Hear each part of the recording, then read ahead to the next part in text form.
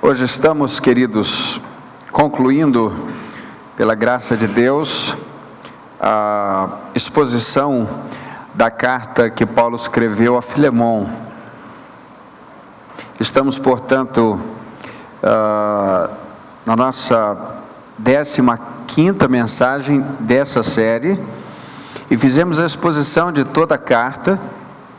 Hoje estamos concluindo com 2 versos, o verso 3 e o verso 25. Nós vamos procurar entender o que esses 2 versos trazem para nós, e a mensagem de hoje poderia ter um título com algo semelhante a o poder da graça mediante ou diante da desgraça. O poder da graça diante da desgraça. Vamos então ao texto bíblico que está nesta carta, nos versos 3 e 25. Vamos ler então os versos 3 e 25. Não sei se já está pronta aí a projeção. Ok, vamos ler juntos? Graça e paz a vós da parte de Deus, nosso Pai, e do Senhor Jesus Cristo. 25. A graça do Senhor Jesus seja com o vosso espírito. Amém. A graça do Senhor Jesus seja com o vosso espírito. Amém. Quando estamos, queridos, diante de uma carta paulina, ou diante de uma carta de Paulo, o termo graça é comum. O termo, essa palavra graça, é uma palavra que é recorrente, que aparece o tempo todo na linguagem da escrita do apóstolo Paulo. Paulo, que foi completamente dominado pela graça de Deus, sabia o que estava dizendo quando falava de graça. Esse homem que fora violento contra os cristãos, um homem que perseguiu os do caminho, como ele mesmo disse, agora tem a sua vida nos trilhos da graça de Deus. Era um homem completamente dominado por suas próprias convicções. Paulo era um homem completamente dominado pelo ódio aos cristãos. Por ordem dele, nós temos o primeiro mártir da história da igreja cristã, se chama Estevão. Nós temos ali o jovem ainda Saulo conduzindo todo o momento do apedrejamento de Estevão. Mas teve um dia que Deus simplesmente freou, parou de forma completa a velha vida de Paulo. Não porque Paulo pediu, não porque Paulo merecia, não porque Paulo deu espaço, simplesmente porque Deus fez isso na vida dele. Paulo não tinha recursos, condições de reconhecer a Cristo. Cristo se fez conhecido na vida de Paulo. Sem mesmo Paulo buscar, sem que Paulo gritasse, clamasse, pedisse, Cristo simplesmente no caminho de Damasco dá um basta na vida antiga de Paulo, e agora ele está, a partir disso, envolto na graça de Deus, dominado pela graça de Deus, orientado pela graça de Deus, e é claro, salvo pela graça de Deus. E vemos aqui, queridos, nesses 2 versos de Paulo a Filemon, nos versos 3 e 25, nós vemos pelo menos 6 verdades importantes sobre a graça de Deus. 6 verdades importantes sobre a graça de Deus. Por isso, quero pedir sua atenção aqui, que você não se distraia. Conecte-se comigo agora, porque eu estou conectado com a palavra de Deus, para que você não perca rigorosamente nada. Não se distraia com movimentos, não se distraia com outros pensamentos, não se distraia com a sua preocupação de amanhã, não se distraia com qualquer coisa que tente lhe arrebatar dessa hora.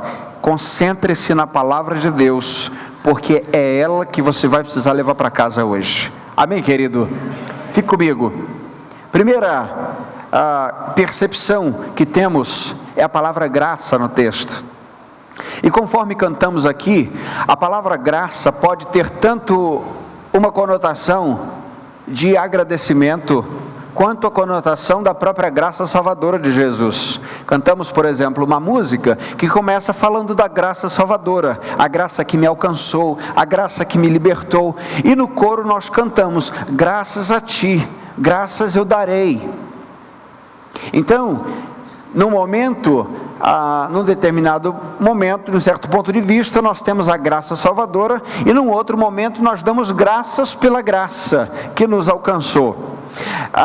Esse conceito de gratidão, por exemplo, é visto no Salmo 92, verso 1, por exemplo, é um texto do Antigo Testamento que diz, é bom render graças ao Senhor e cantar louvores ao teu nome, ó Altíssimo. Render graças, nós temos uma gratidão aqui. Outra forma, ou da mesma forma, nós vemos no Novo Testamento, no texto de Atos capítulo 27, quando o povo está faminto naquele navio à deriva, e já depois de 14 dias sem comer, Paulo reúne a tripulação, reúne os ocupantes do navio e diz, vamos comer. Então, dito isto, ele tomou o pão, deu graças à presença de Deus e partiu e começou a comer.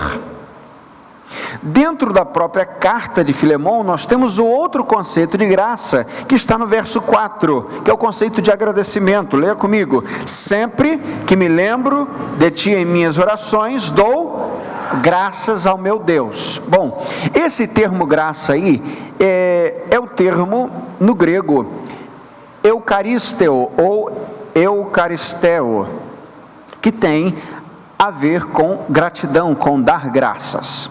A graça que Paulo se refere no início e no final não é esta palavra no original, embora tenha a mesma tradução semelhante. A palavra é charis para graça, tá? Daí origina-se a palavra, por exemplo, carisma, entre outras palavras. A palavra charis é uma palavra, queridos, que tem a ver não com uma atitude minha com Deus, porque a gratidão é uma atitude minha com Deus. Deus não me agradece por nada, eu sou servo inútil, eu não valia nada, quem tem que agradecer a Deus sou eu. Então este não é o conceito de graça que vemos aqui, é um conceito de Deus para mim, é o conceito de uma benevolência do Senhor para nós. Por isso a oração de Paulo é que Deus derrame graça sobre a vida da igreja, graça sobre a vida daqueles que estão lendo o texto. Diante disso, nós vemos então 6 percepções importantes sobre a graça do texto que acabamos de ver, dos versos 3 e 3 e 25, nesses 2 versos que estamos concluindo essa série. Primeira percepção sobre graça, nós devemos reconhecer a graça do início ao fim. Reconhecer a graça do início ao fim. Paulo escreve, queridos, no Novo Testamento, é claro, 13 cartas. Ele escreve 13 cartas, algumas para igrejas e outras cartas pessoais. Por exemplo, a de Filemão, uma carta pessoal, Timóteo, uma carta pessoal, Tito, uma carta pessoal. Seriam 14 para aqueles que acham que Hebreus tenha saído da pena do apóstolo Paulo, mas isso não é uma questão fechada, tantas histórias, poderia ser de outra pessoa. Mas o que importa aqui é que dentro dessas 13 cartas que Paulo escreve, desde a primeira, Romanos, não cronologicamente, ok? Romanos não é a primeira carta, mas na ordem bíblica, de Romanos até Filemão, nós temos as 13 cartas, e Todas as cartas, Paulo começa desejando graça e Paulo termina desejando graça. Veja isso comigo. Dá uma olhada comigo aqui em Romanos capítulo 1, verso 7. O que ele diz aos romanos? Leia comigo. Graça e paz a vós. Como é que ele termina no capítulo 16?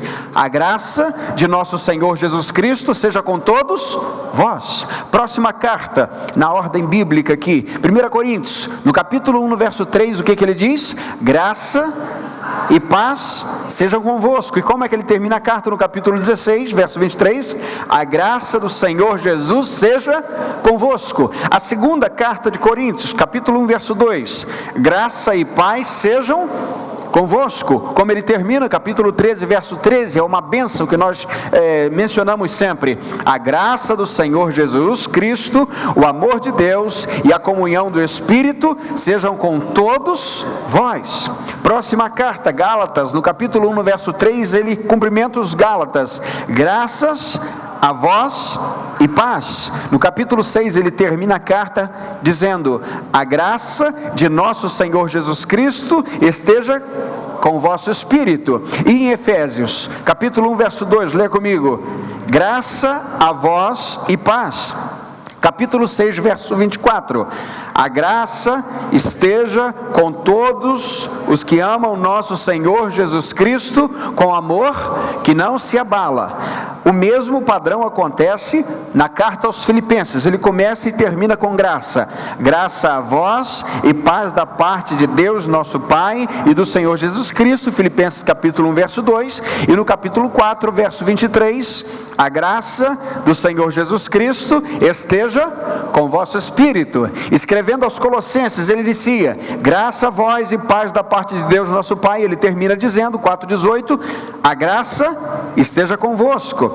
Aos Tessalonicenses, a primeira carta, capítulo 1, verso 1, graça e paz vos sejam dadas. Último capítulo, 5, verso 28, a graça do nosso Senhor Jesus Cristo esteja convosco. Segunda carta aos Tessalonicenses, capítulo 1, verso 2, graça e paz a vós. Último capítulo, 3, verso 18, a graça de nosso Senhor Jesus Cristo esteja com todos vós.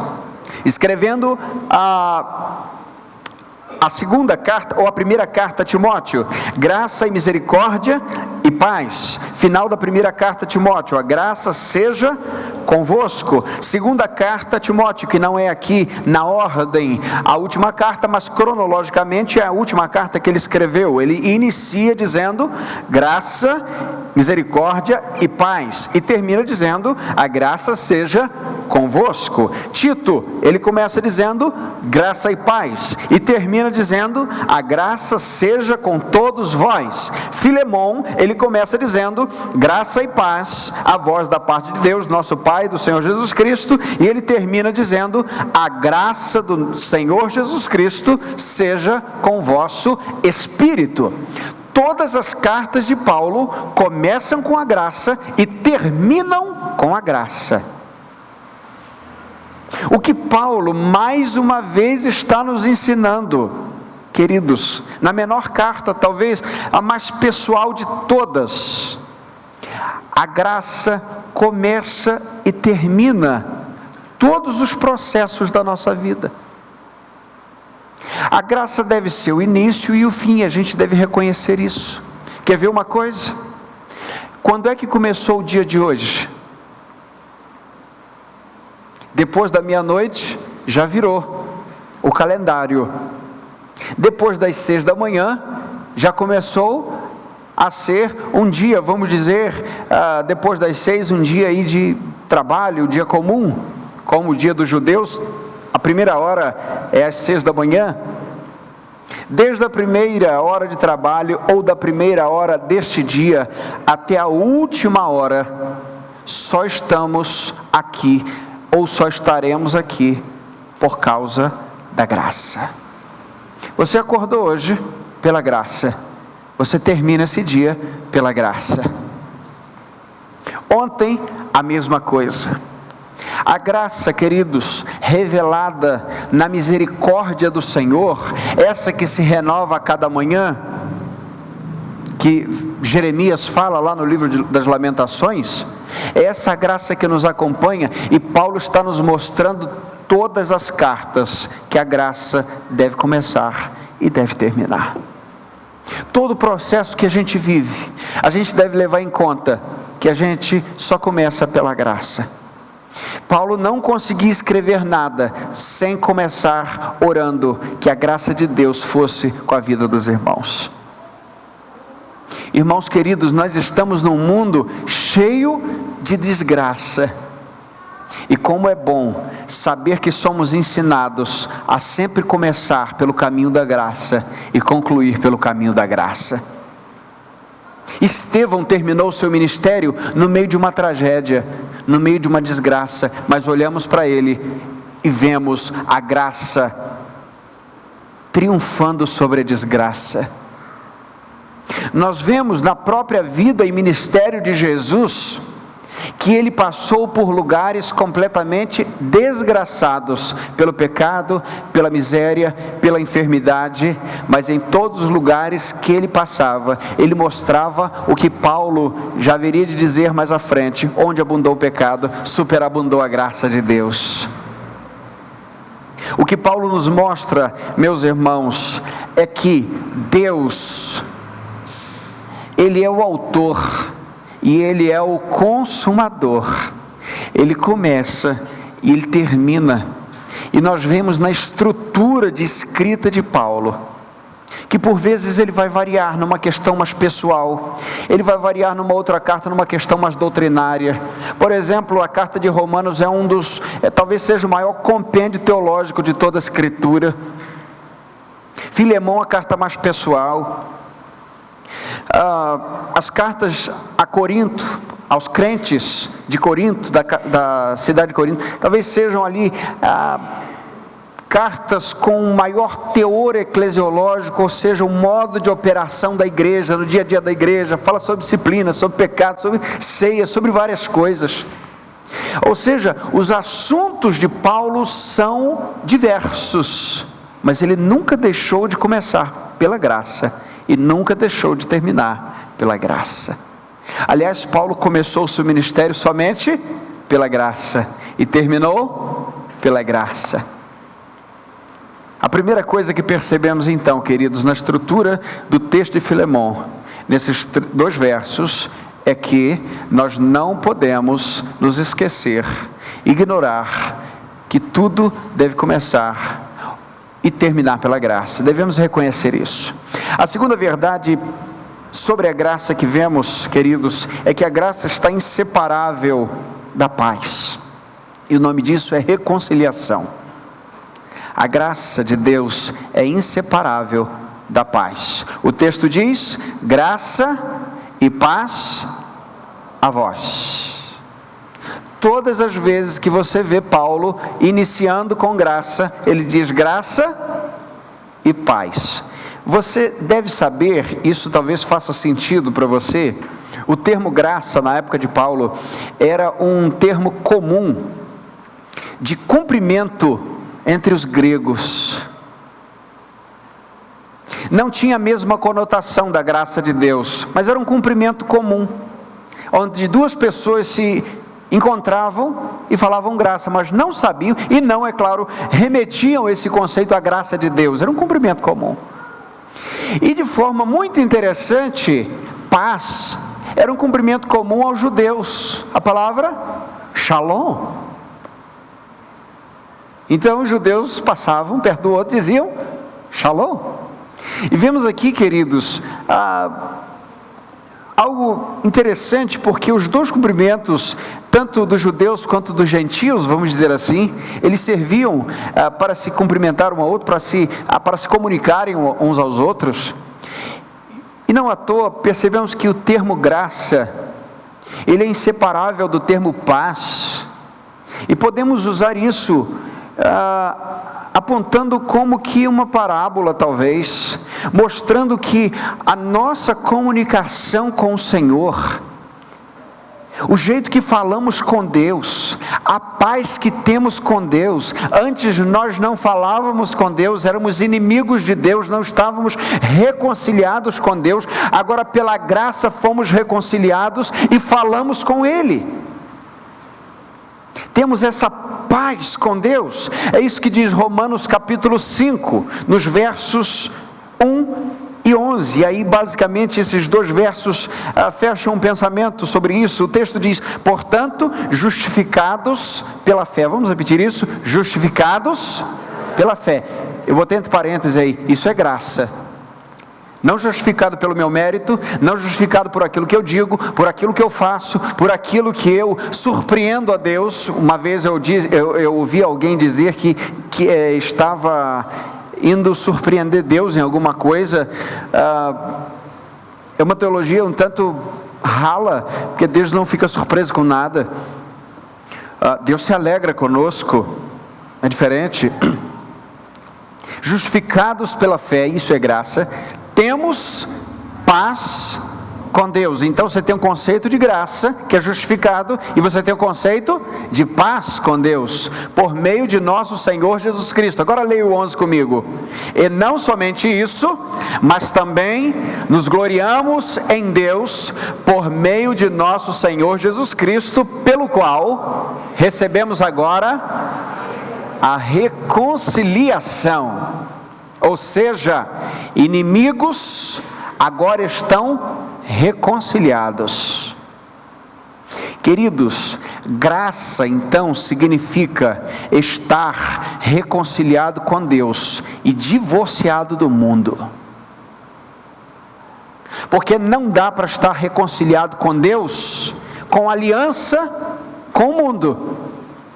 Ou nós temos aliança com Deus, somos reconciliados pelo sangue de Cristo, justificados por Cristo, e temos inimizade com o mundo, ou então somos amigos do mundo e temos inimizade, ou estamos em inimizade contra Deus. Porque a Bíblia diz que a amizade do mundo é inimizade contra Deus.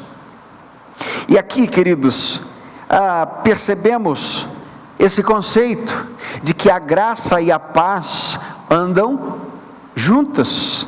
A graça de Deus nos confere paz com Deus. Então ele diz paz, ou graça e paz. Faz muito sentido. A terceira percepção que nós vemos sobre a graça, e aqui eu quero trazer a terceira, a quarta e a quinta num bloco para que você entenda dentro dessas 6 verdades. E o primeiro item desse bloco é: a graça procede do Pai. Repita isso comigo: a graça procede do Pai. Leia o texto comigo: graça e paz a vós da parte do nosso Pai. Graça e paz a vós da parte do nosso Pai. Deus é Senhor de toda graça. Antes, porém, vamos relembrar um pouquinho o que é graça. Aliás, tudo que falarmos sobre graça, meus irmãos, nós ainda não alcançaremos o fundo disso, porque é profundo demais. Nós estamos aqui sendo agraciados com a permissão do Senhor de entrar um pouco nesse espaço espiritual do conceito da graça, mas acredito que conheceremos plenamente a graça quando estivermos diante do Deus de toda graça. Somente. A gente ainda não sabe. Nós ainda não temos nem noção da dívida profunda que causamos e que temos ou tínhamos contra Deus. Por isso, não temos condição de saber o tamanho da graça. Mas por um pouco, nos é permitido olhar como que por uma fresta, para que percebamos essa glória, pelo menos pelas costas, como o Senhor permitiu a Moisés. Arranhar pelo menos a superfície, relembrando um pouco, a graça não é somente um favor imerecido. A graça é um favor que substitui um castigo. Então nós que éramos inimigos de Deus, assim como no texto de Filemon, onde Onésimo se faz inimigo de Filemon, está contra Filemon, transgride contra Filemon, e agora é reconciliado como irmão, como alguém da família. Da mesma maneira, a graça do Senhor nos alcançou, nos fazendo ser transportados da condição de inimigos, agora para amigos de Deus. De forma que Jesus disse: não vos chamo mais de servos, mas vos chamo de amigos, porque o servo não sabe o que faz o seu Senhor. O que Jesus está dizendo é: agora vocês têm acesso a informações de filhos, de amigos. Por isso, Paulo nos dá uma informação que a graça, tanto quanto a paz que procede dessa graça, ela chega a nós porque ela vem do Pai, ela procede da pessoa do Pai. João capítulo 3, verso 16, um dos textos mais conhecidos, talvez o mais conhecido da Escritura. Vamos juntos? Porque Deus amou tanto o mundo, que deu o seu Filho unigênito, para que todo aquele que nele crê, não pereça, mas tenha vida eterna. Uma amostra do Evangelho: Deus amou o mundo e deu o seu Filho. Graça. Por quê? O texto não explica. Pergunte-me quais são as razões que Deus tenha visto para que me ame.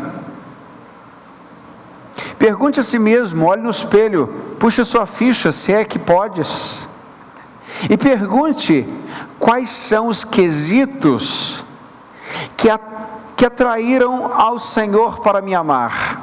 Nada em nós acharemos, queridos. Graça, portanto, procede do Pai de maneira inexplicável. E isso é importante, porque se a gente percebe algum mérito em nós estamos completamente equivocados sobre a graça de Deus.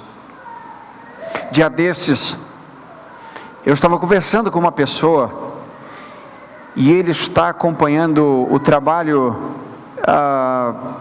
de um movimento já antigo no Brasil, denominado igreja, mas não é igreja, está mais para a Casa da Moeda do que para a igreja, ou para... Bom, esse movimento ele está acompanhando, e ele disse: eu pego a Bíblia, eu leio a Bíblia, eu determino a bênção, e Deus tem que me dar. Ó, e eu estou ouvindo. Está eu de um lado, ele do outro, a esposa dele do outro, e a minha esposa do outro. E ele disse: eu cumpro a Bíblia toda, de Gênesis a Apocalipse. Dura coisa disseste. Eu disse: olha, primeira notícia, você está no caminho errado, mas tem volta. Você está crendo numa mentira. O que você está seguindo não é a igreja. Eles não são evangélicos. Eles são mercenários, lobos, ladrões, sem vergonhas. Sem vergonha, ok. Sem vergonha. Mas não são crentes. Eles falam em Jesus, mas não seguem a Jesus. O Deus deles é Mamon, é o dinheiro.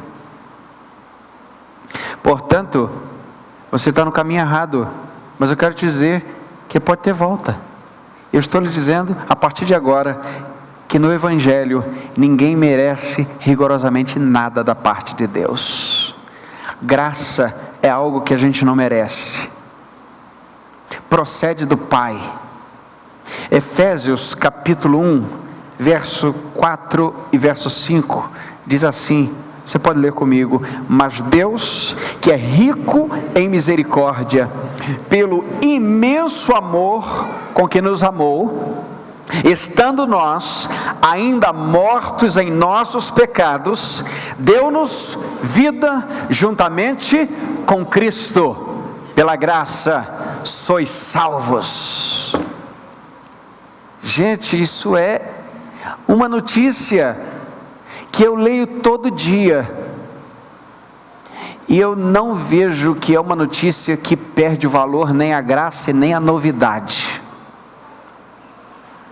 Quem tem mania de guardar jornal, deve ter aí uns 2 ou 3 pelo menos, sabe que guarda jornal para qualquer coisa, menos para reler a notícia, para colocar no fundo da gaiola, no chão para o cachorro de repente circular ali. Você sabe como é que funciona quem tem cachorro? Para o carro, não é verdade? Mas depois da notícia do dia, aquela notícia virando a meia-noite entra num processo de obsolescência, porque ela é substituída por uma nova notícia. Então o que era novo ontem tornou-se antigo. Mas o que é extraordinário no Evangelho, que o Evangelho significa boas notícias, boas novas. E todas as vezes que eu abro Efésios capítulo 1, eu percebo o cheiro de página nova, eu percebo o cheiro de notícia nova. Acontece contigo? Eu preguei a primeira vez, tinha 11 anos de idade, eu tinha muita cabeça, muito joelho, botaram um banquinho atrás do púlpito para mim, eu usava um terninho branco horroroso, uma gravatinha de crochê, estava na moda, e o primeiro texto que eu preguei foi Romanos capítulo 5, verso 11, a paz com Deus pela reconciliação. E o sermão durou exaustivos 6 minutos, e eu transpirava, e todas as vezes a partir dali, que o Senhor foi me dando a oportunidade de pregar o Evangelho, foi me ensinando, e como a gente aprende todo dia, todos os dias, queridos, que a gente pega a palavra de Deus, e a gente cita a palavra de Deus, ela está completamente nova, porque a graça e a misericórdia do Senhor, elas são coisas novas, porque se renovam todos os dias. A graça é eterna, a misericórdia é renovável. Tudo isso dentro do Evangelho nos mostra, queridos, que essa graça que procede do Pai, ela tem gosto constante na nossa vida, porque nós corremos o risco sempre de, quando falamos alguma coisa de forma repetida, aquilo perde o sentido, mas o Evangelho não é assim. O Evangelho é vibrante do início ao fim da nossa vida cristã. Nós vimos que a graça, em terceiro lugar, procede do Pai, mas em quinto lugar, essa graça, ela é revelada no Filho. Repita comigo: a graça é revelada no Filho. Então ela procede do Pai e ela é revelada no Filho. Leia comigo ainda o verso 3: graça e paz a vós da parte de Deus nosso Pai e do Senhor Jesus Cristo. Queridos, qual é a parte então que é manifesta entre os homens? A parte que o Senhor dá a nós, o Verbo encarnado, o Cristo revelado, Ele encarna entre nós. A graça de Deus seria só um conceito se a gente não visse Deus encarnado. O que o João escreveu lá no capítulo 1 sobre o Filho? E o Verbo se fez carne e habitou entre nós, cheio de graça. A graça de Deus se revela na pessoa do Filho. Por isso, meu irmão, qualquer teologia que diga que o Filho não nasceu virginalmente, como a Bíblia diz, de Maria, virginalmente dela, que o Filho não ressuscitou ao terceiro dia, qualquer coisa que tente negar o que diz a Escritura sobre o Filho, nega também a graça. Nega também, queridos, a graça que procede do Pai e é revelada no Filho, porque essa graça que vem de Cristo, ela faz com que toda desgraça do pecado seja coberta, anulada. Os pecados anteriormente cometidos, desde Adão até Cristo. Esse conceito é extraordinário. Cristo não só morre pelos pecados daqueles que virão, mas também pelos pecados daqueles que foram justificados pela fé na antiga aliança. Abraão foi justificado pela fé, patriarcas justificados pela fé, como veremos domingo, Enoque, apontando para Cristo, o sétimo depois de Adão, ele de alguma maneira, crendo também, justificado pela fé, como uma grande nuvem de testemunhas. Ou seja, Cristo, quando chega no meio da história, quando Deus o Pai revela a sua graça, a graça que procede dele, esse Filho gracioso entre nós, queridos, há nesse momento então a revelação dessa graça fisicamente, visivelmente, de um jeito palpável, sobretudo uma graça que nos alcança de forma espiritual. E em quinto lugar, nesse bloco das últimas três verdades sobre a graça, essa graça ela é manifestada pelo Espírito. Então volte comigo, ela procede do Pai, ela é revelada no Filho, mas ela é ministrada pelo Espírito. Veja o que diz o verso 25, leia comigo: a graça do Senhor Jesus Cristo seja com o vosso espírito, letra minúscula aqui o espírito, ok? Vosso espírito, está falando do nosso espírito, não de Deus.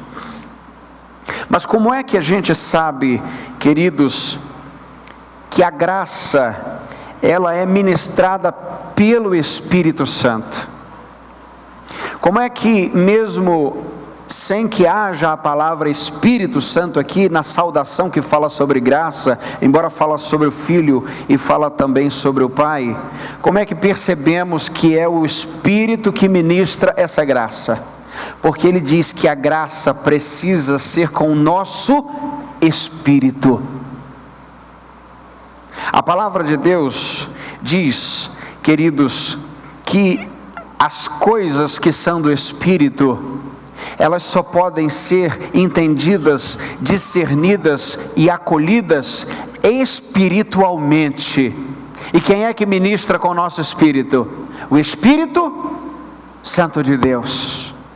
É o texto, por exemplo, que diz da carta, a primeira carta de Paulo aos Coríntios, no capítulo 2, no verso 4, ele disse assim: a minha linguagem e pregação não consistiram em palavras persuasivas de sabedoria, mas em demonstração do poder do Espírito. Por que a palavra entrou no coração? Pela sabedoria de Paulo? Pelos seus diplomas? Não, pelo poder do Espírito. Quem é que convence o pecador do pecado? São os argumentos do pregador? É o poder de argumentação filosófica do pregador? É qualquer coisa que ele tenha estudado? Não, é o poder do Espírito Santo. Quem ministra no coração de um pecador, querido, não é a minha insistência, mas é o poder do Espírito.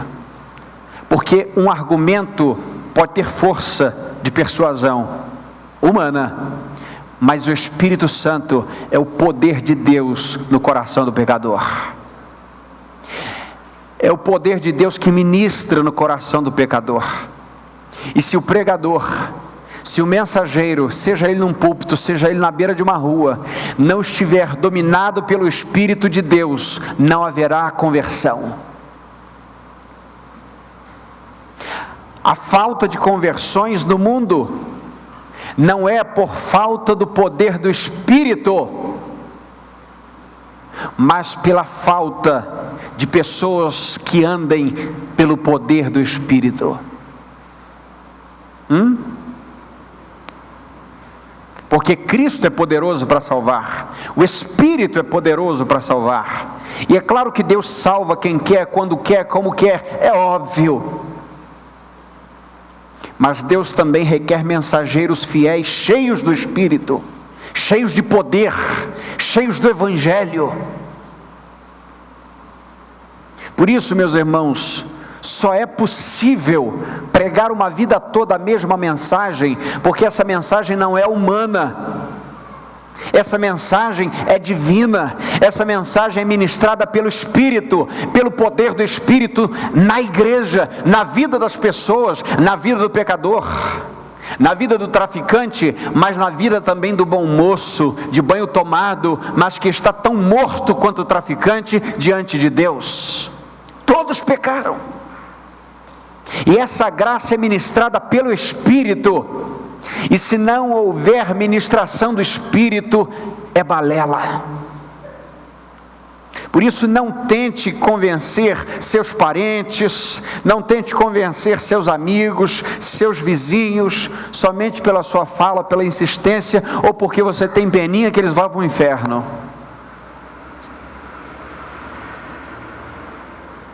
Não é só isso o Evangelho, meus irmãos. As pessoas não podem se converter por medo de irem para o inferno. As pessoas se convertem porque aprendem a amar a Jesus e querem viver com Jesus uma eternidade inteira. Se é que eu posso dizer que eternidade inteira ou pedaço. Eternidade é eternidade, onde não há tempo. Tempo é a duração da mudança, e na eternidade está fora do tempo. Por isso, embora tenhamos de dizer do perigo do inferno, e é claro, o Evangelho fala em primeiro lugar da condenação do homem, da pecaminosidade do homem, e depois, é claro, aponta para o amor de Deus por nós, e como essa graça nos arrasta para amar esse Deus. Mas o que nós vemos aqui, queridos, é que do início ao fim quem ministra é o Espírito Santo. A graça só chega no espírito do homem se for ministrada pelo Espírito Santo. E quando o Espírito, meu irmão, bate na porta, quando o Espírito Santo, ele chega na vida da pessoa, entenda isso em nome de Jesus, talvez vai lhe ajudar a evangelizar muito mais pessoas do que você tem conseguido. Quando o Espírito Santo chega, ele não bate educadamente, é um vento impetuoso que ninguém sabe de onde vem nem para onde vai, incontrolável. A brisa que vem da rua, você evita fechando a sua janela, mas você não consegue fazer isso diante de um vendaval. Nós não conhecemos vendavais, furacões, porque estamos num país privilegiado, mas vá em outros continentes, onde casas inteiras e firmes, antigas, árvores centenárias, são arrancadas como brinquedos e peças de Lego. Você fecha a janela, ele arranca com alicerce e tudo. O poder do Espírito, meu irmão, pode ser uma brisa que consola o crente de vez em quando, mas é um vento impetuoso que converte o pregador, o pecador. Converte o pecador, o vento impetuoso do Espírito. E aqui, nenhuma chancela, abertura para você clamar pelo vento do Espírito, só para que, não é essa teologia, por favor, não é dessa teologia do vento, do ventilador que a gente está falando. Nós estamos falando em uma metáfora, em uma parábola de como o Espírito de Deus atua na vida de um pecador. A graça é ministrada pelo Espírito. Porque para entrar no espírito do homem, meu irmão, só o Espírito de Deus. Tu não sabe o que está na mente do outro. Tu não sabe o que vai no íntimo do outro. Tu não sabe o que vai no âmago do outro. Mas o Espírito, sim. O Espírito e a palavra, sim. A palavra do Espírito. 1 Coríntios capítulo 2 ainda, o verso 14, diz assim: o homem natural não aceita as coisas do Espírito de Deus, pois lhe são absurdas, e não pode entendê-las, pois se compreendem espiritualmente. Pois se compreendem espiritualmente, ok? As coisas do Espírito se compreendem espiritualmente. Leia o 15 comigo. Mas aquele que é espiritual compreende todas as coisas, ao passo que ele mesmo não é compreendido por ninguém. As coisas do Espírito não se compreendem, queridos, humanamente, de uma forma carnal, não. As coisas do Espírito acontecem pelo Espírito Santo. A graça. Romanos capítulo 8, verso 16, afirma isso para a gente, quando diz que é o próprio Espírito que dá testemunho com o nosso espírito de que somos filhos de Deus. Então é o Espírito que converte o pecador, e é o mesmo Espírito que fica dando então essa certeza o tempo todo para o pecador, que ele é um filho de Deus, não é mais um filho do mundo, não é mais um filho das trevas, não é mais um filho da ira, filho do diabo, não, agora ele é filho de Deus, ele não é mais uma criatura simples comum, ele recebeu o poder de ser chamado filho de Deus. Bem, resta-nos então ver a última verdade que podemos trazer sobre a graça nesses dois versos. É a sexta verdade. A graça, queridos, nos alcança na individualidade, mas é desfrutada também na comunidade. Veja o que diz o verso 3, mais uma vez leia comigo: graça e paz a vós. De novo, graça e paz a vós. A carta não é para um homem. Como é que é o nome dele? Filemão. A carta de Tito não é para Tito, mas o que ele diz? Graça e paz a vós. A carta de Timóteo não é para Timóteo, as duas não são para Timóteo. Ele diz graça a vós. Então a graça encontra o pecador na individualidade, mas a graça, essa mesma graça, deve e pode ser desfrutada na coletividade da igreja.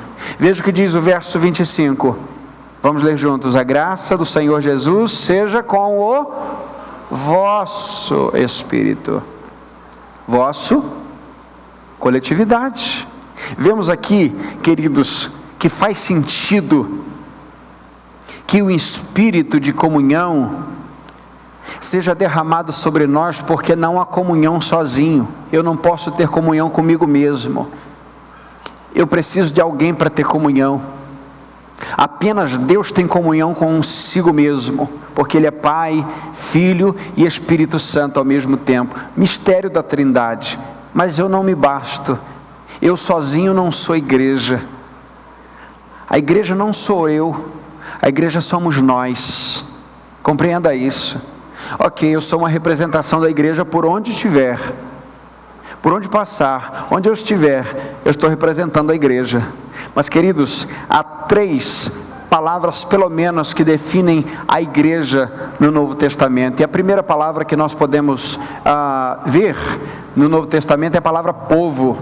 Pedro, escrevendo a sua primeira carta no capítulo 2, no verso 10, diz assim: antigamente não erais povo, agora sois povo de Deus. Não tinhas recebido misericórdia, agora recebestes misericórdia. Tem povo de um homem só? Tem povo de uma pessoa só? Povo é gente reunida. A graça de Deus nos alcança na individualidade, porque o caminho é estreito, a porta é estreita, mas queridos, isso, ou essa bênção da graça, ela precisa ser desfrutada na coletividade. A segunda palavra que é trazida no Novo Testamento, e agora Paulo traz essa palavra, essa comparação, é a palavra família. No capítulo 2, no verso 19, Paulo diz assim: assim não sois mais estrangeiros, nem imigrantes, pelo contrário, sois concidadãos dos santos e membros da família de Deus. Uma pessoa só não faz uma família. Nós temos, então, mais uma vez, um conceito de coletividade. E por último, não esgotando, mas para que nos baste por hoje, nós vemos também que a igreja é vista como corpo. Paulo também diz isso na primeira carta, no capítulo 12, no verso 20, leia comigo. Portanto, há muitos membros, mas um só corpo. Muitos membros. Imagine se eu estou aqui, eu chego para os irmãos e diz: irmãos, eu não vou poder pregar porque eu esqueci os meus olhos em casa, se bem que alguns esquecem os olhos, ou as lentes, não é? Sem as lentes os olhos não funcionam muito bem. Eu esqueci minhas mãos em casa, impossível. Embora seja um corpo só, muitos membros fazem parte do mesmo corpo. Igreja, portanto, querido, é lugar da graça ser manifestada de um jeito coletivo. A graça que entra no meu coração, a graça que entra no teu coração, é a mesma graça que nós vivemos juntos. Por isso, nós precisamos viver num ambiente de graça. Igreja é ambiente de graça, não de desgraça. O mundo está em desgraça. As pessoas da igreja passam pelas mesmas crises, pelas mesmas calamidades, pelas mesmas dores, pelas mesmas lutas, pelas mesmas perdas, pelos lutos, mas a igreja continua sendo lugar de graça. Porque quando a gente senta nesse lugar, queridos, tem alguma coisa que acontece que a gente não sabe explicar. O calor do outro, o ambiente da coletividade dos santos. Há algo, meu irmão, que tem aqui que não tem na minha casa, compreende isso? Não tem no meu quarto a sós com Deus. Assim como tem coisas lá, atributos de lá, que eu não vivo aqui. Assim como a oração a sós, Deus ministra coisas diferentes, de um jeito diferente. Eu tenho um tempo diferente de oração. Por isso a oração na igreja não dura 1 hora, 1h30, 40 minutos. É uma oração breve, para que todos possam comungar de tudo. A oração do quarto é outra coisa. Mas da mesma maneira que há privilégios lá, há privilégios na comunidade da igreja. Porque Paulo vai lembrar que a graça seja com o vosso espírito. Porque a igreja anda em um só espírito. Como diz Neemias capítulo 8, se não me engano, o povo se reuniu na praça desde a primeira hora do dia como um só homem. Uma estrutura de povo, mas como se fosse uma só pessoa.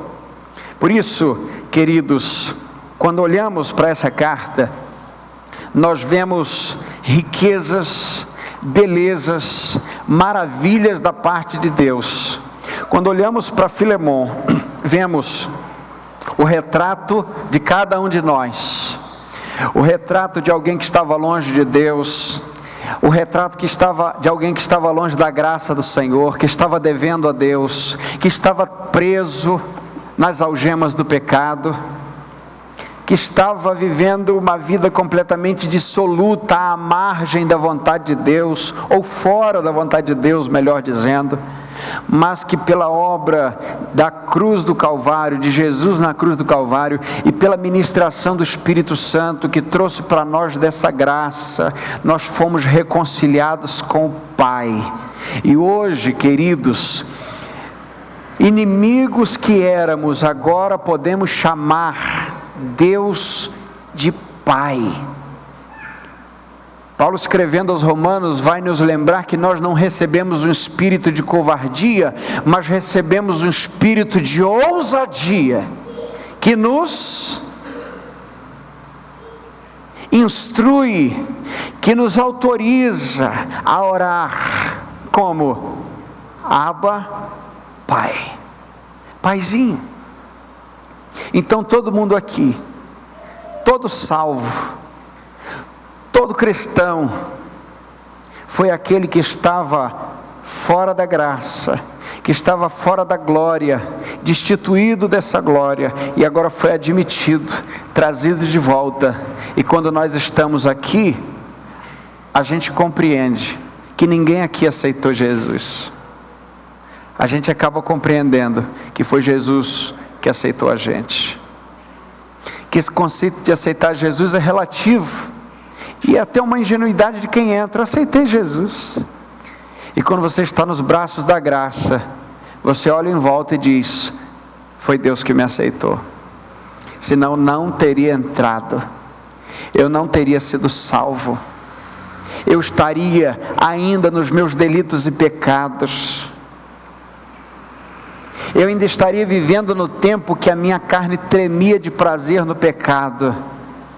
Mas agora, queridos, lavados, remidos, resgatados por Jesus, nós estamos andando dentro da casa desse paizinho, desse Abba Pai, limpos, cheios da graça, olhando para o lado e sabendo que eu, tanto quanto meu próximo, só estamos aqui pela graça. E é por isso que eu ajo com graça com o outro, é por isso que eu perdoo o outro, porque quem foi posto para dentro não tem condições de tratar o outro como se ele estivesse lá fora, ou como se ele tivesse entrado por outra porta, senão pela porta da graça. Todos nós, meus irmãos, fomos salvos pela graça de Jesus. Por isso, quero que leiamos juntos este último verso, como uma oração de todos nós. A graça do Senhor Jesus Cristo seja com o vosso espírito. Agora vamos dizer nosso, tudo bem? A graça do Senhor Jesus Cristo seja com o nosso espírito. Amém. E graças a Deus. Que Deus nos fortaleça todos os dias por sua graça, em nome de Jesus. Amém.